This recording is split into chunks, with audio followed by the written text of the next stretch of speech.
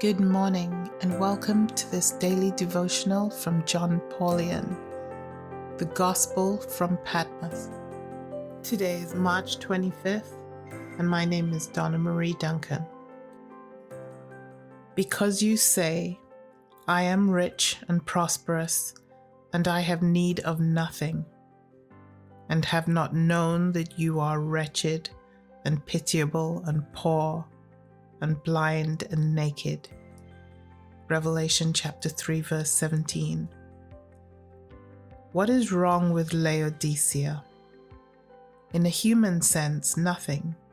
It has achieved what all human beings desire: comfort, ease, and alleviation of all its needs. But Laodicea is a church, and Jesus Christ has called the church to a life of self-sacrificial service. The church must leave its comfort zone and take radical risks to share the gospel with those in need.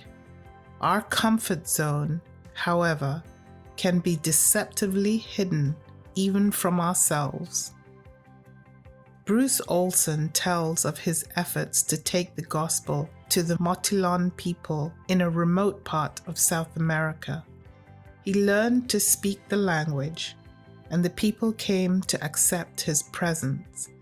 Eventually, his closest Motilon friend became a Christian, but otherwise, he had little response to his efforts.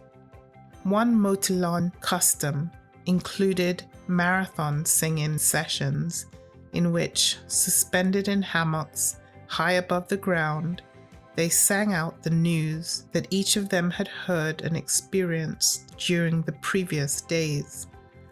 During one of these festivals, Olson listened to his friend, the first Motilon Christian, sang out the story of Jesus and the story of his personal conversion for 14 hours, while a formerly hostile neighboring chief repeated it word for word. Note for note, the gospel rang out through the jungle night.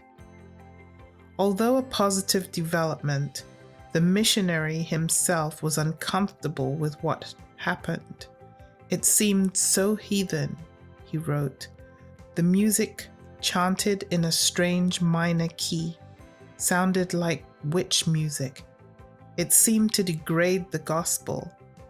Yet when I looked at the people around me, and up at the chief swinging his hammer, I could see they were listening as though their lives depended on it.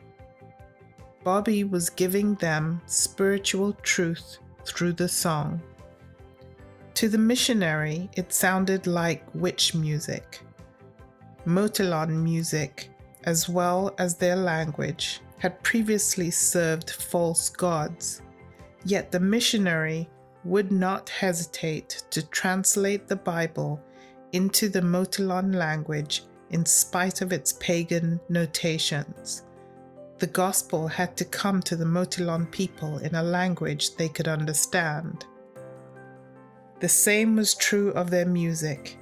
How could God sing to the Motilon except in a music language that communicated to them?